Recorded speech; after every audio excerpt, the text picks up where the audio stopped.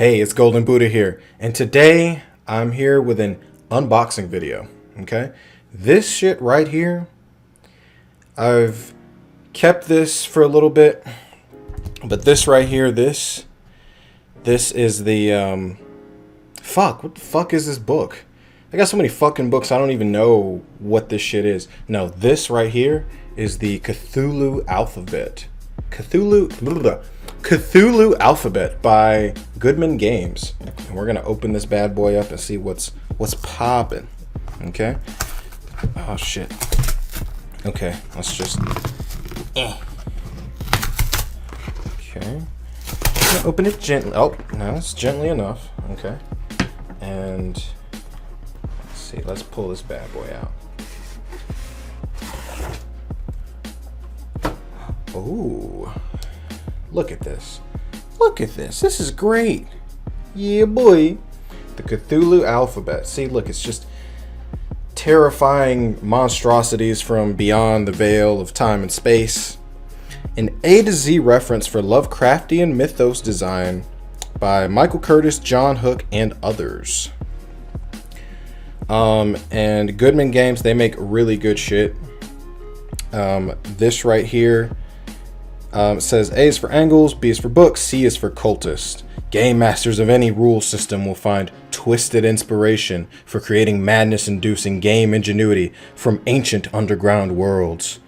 This tome contains haunting text and cleverly authored random tables to help you create necromic stories of forbidden traits, dangerous powers, and lore transcribed from the ravings of madman. Yeah. So basically, this is a book filled with random tables that you can use to spice up your games. So, let's see. Oh, look at this. Look at this spread right here. This is beautiful. Oh, I like this a lot. Yeah. You got a frog god back there. You got a some kind of tentacle. There's a lot of tentacles here. There's a lot of tentacles. Plenty of tentacles. More tentacles than I'd like to see in real life. Okay. Okay, so let's see what we got. Oh, nice color spread again. Nice little color painting right here. And who did the art in this? Cover artist Brad McDevitt, Peter Mullen, Stefan Poag. Interior artist Chris Arneson, Samuel Dillon. Okay, cool. Good shit. And this is the first printing. Oh, and of course we have an introduction by Sandy Peterson himself. One of the main creators of Call of Cthulhu RPG. That is pretty sweet. That's pretty awesome. Let's see what else we got. Okay, A is for angles. Roll a d12. Let's see what else we got. Angular adventures. No, actually, let me grab some dice so we can make this shit happen.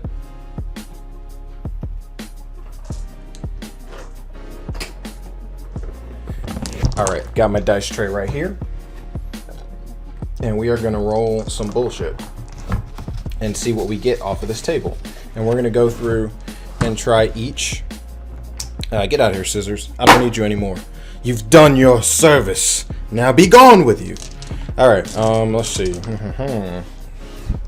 All right, so got the book. Let's go back to A is for angles. Angular adventures. Let's roll a d12. Boom. 7. So let's see what the result 7 gets us. And also because this is a Goodman Games book, it has a lot of funky dice in it.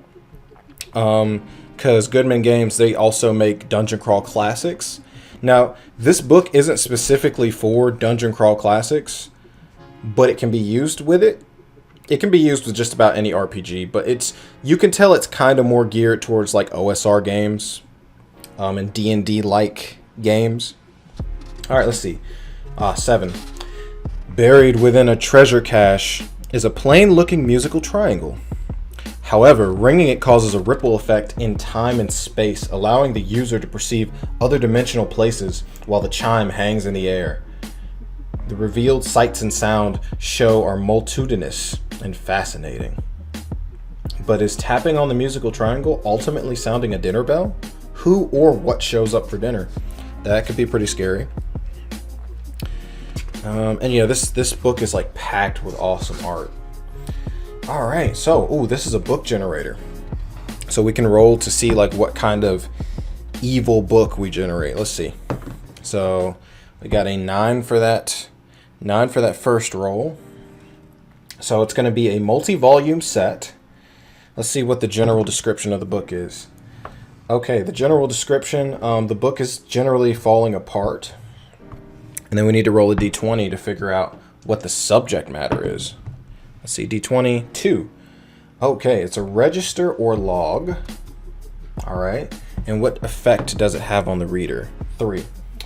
The reader develops a sudden and comprehensive knowledge on the book's subject matter. Interesting. Okay. We can generate cultists. What dice do I use for this one? What is this, a D21 or something? Or D40? Oh man, well, I don't have a D40, but either way, this art looks cool as shit, boy. Let's go further. Ooh, every elder god worship. Every cultist needs something horrible to worship. And as you can see here, they have, or you may not be able to see because the camera kind of sucks. Well, you can see this black creature coming out of, actually, I think that's supposed to be Cthulhu, probably. I mean, it's an underwater city. He's got tentacles on the front of his face. I mean, that's probably Cthulhu. You know, probably. Maybe. Possibly? I don't know. Let's see. Oh, they got my boy Nyarlathotep in here. That's the homie right there. Oh, D is for deep ones. Ugh. So this has like a deep one plots. That's pretty cool. What else do we have here? Ooh. E is for Elder Thing. So you can like see like Elder Thing, tech. So let's see. Shoggoths Among Us. What else do we have here? F is for forbidden items. Let's throw that D12 again. Let's roll it again. Got 12. Let's see. All right. A battered crate. This smallish crate is approximately 18 inches on a side and stoutly constructed. A crate is chained and secured with 2 rusty padlocks. Stenciled on one side of the crate in faded print is Congo Expedition 1908 plant samples. There are 2 tiny cracks in the wood, and in both place an ochre tendril of vine has poked its way out of the crate. If an ear is placed against the crate, a furtive rustling can be heard, followed by a low, curious hum. I mean, that's pretty spooky. I mean, could you imagine like just going into a room just like, and as the DM you just roll that and it's like, oh shit. Well, there's a crate here. And it could be whatever inside that, you know? This book is just like, it leaves a lot up to the imagination, and it's so great about like just jump starting ideas and plot hooks you could just throw into your game. G for Great Race. Oh, H for Hastur. This is one of my favorite Elder Gods. I would say he's my second favorite, because Nyarlathotep is my first, but this guy, he's cool. I like this. And let's see some of his visitations. Actually, I don't have a D8 near me, but shadow play. An enormous shadow shaped vaguely like an enormous figure sitting on a throne stretches across a huge area, covering fields and streets with its darkness. Hell, you can honestly put Hastur in like D&D. He would be a great D&D enemy. Like honestly, just put him in there. You know, the cult in yellow, all that shit. And then, you know, he just fucks shit up. It's good stuff. Ah, look at this. More great artwork. Then we got I is for Ithaqua. Now Ithaqua is like, he's like the god of Wendigos in Call of Cthulhu. Like, he's a weird one. He basically just, like, runs around the Arctic and sometimes eats people, but, like, he mostly seems to just mind his own fucking business. It's kind of... I mean, he's a chill guy. Haha, I get it, because he lives in the Arctic. I'll stop. Okay, so, let's see. What else we got here?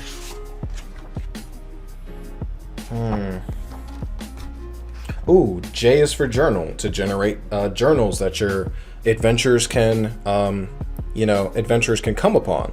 And this is filled with adventure hooks, it's good shit. A bunch of adventure hooks. And again, adventure hook, you can never have enough adventure hooks. You can't. As a GM, you can't. It's just because there's always more adventures to be had. Kingsport. That's the City of Mists. Interesting. Never heard of that. L is for legacy. The descent into madness that comes from exploring the Cthulhu mythos is often not a willing choice. For some, it is a dark legacy or curse that begun generations earlier. A foolish or greedy choice made rashly by an ancestor that creates profound problems for their descendants. That doesn't even have to be Cthulhu mythos. That can just be... That's just real life, okay? M is for madness. Oh, personality. Yeah, so see, that's how you know this book is for Dungeon Crawl Classics, because it uses personality as a stat. So Dungeon Crawl Classics has a stat that's like basically wisdom, and it's personality.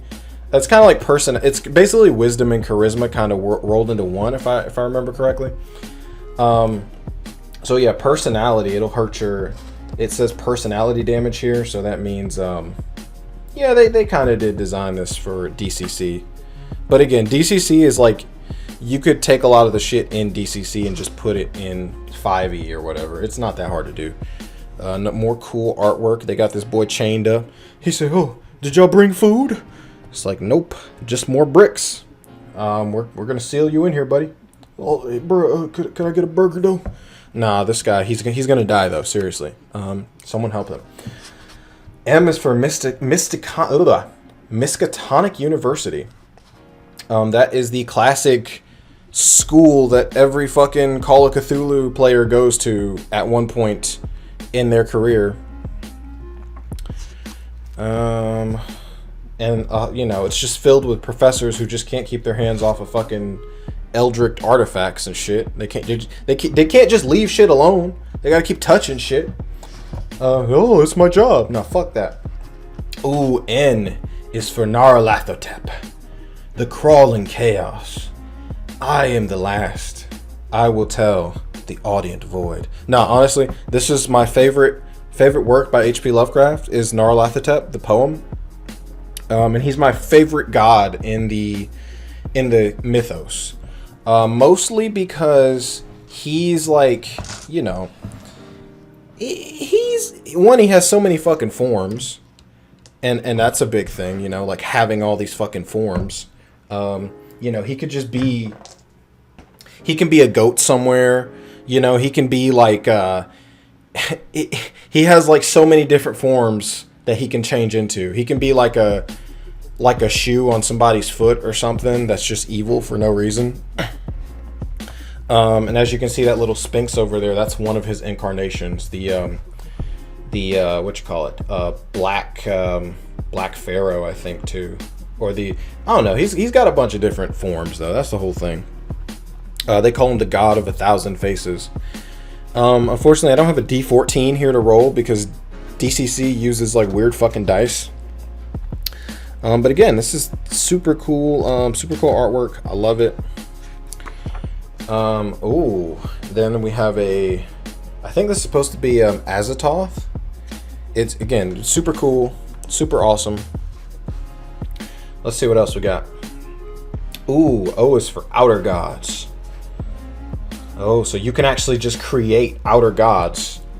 Yeah, that's nice. And look, and the thing that's so detailed about this is there's tables within this table.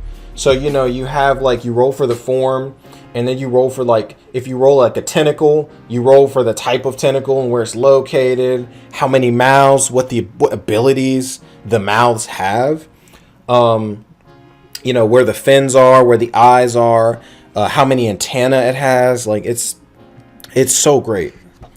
What else we got? Then there's Gifts of the Gods. We can roll up fake things to summon them, I guess, like and like names.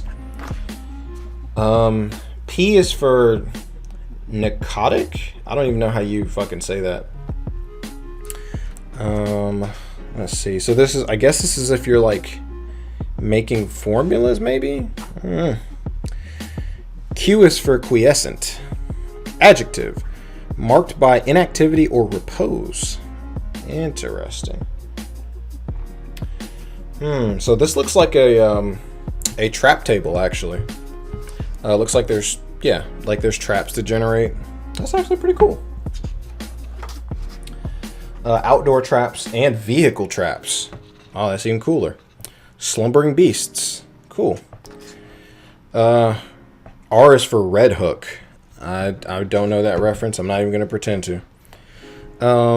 S is for Serpent Folk. Yes, because there are serpent folk in Call of Cthulhu.